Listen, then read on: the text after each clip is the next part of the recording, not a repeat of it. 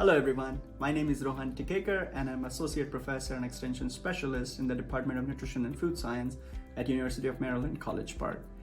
I participated in this Apple workshop where we primarily talked about how to take care of water while growing and processing fresh produce. So the two parts were, first, what to do with the irrigation water, what are the common sources of risks in irrigation water, how to look at those risks, and if you have elevated level of microbial load in the water, what to do about it, what amount of sanitizers to use, how long should be the contact time, and how the water properties like the pH, turbidity, conductivity, and organic matter affects the sanitizer effectiveness.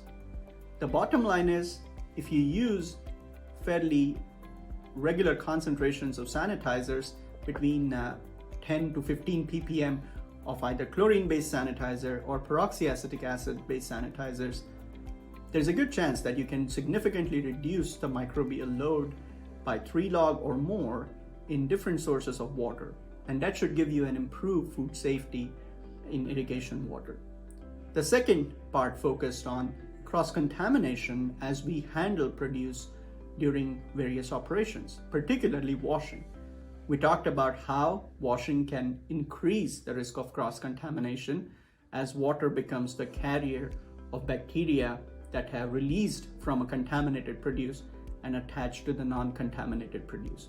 And again, here, sanitizers can help to reduce this cross-contamination risk significantly.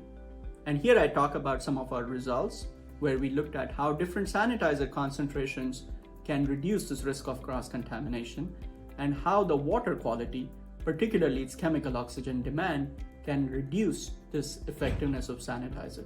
So the bottom line on that is change the water often when you're washing the produce, monitor the concentration of sanitizers frequently, and make sure you have adequate sanitizer in the washing operation at all times.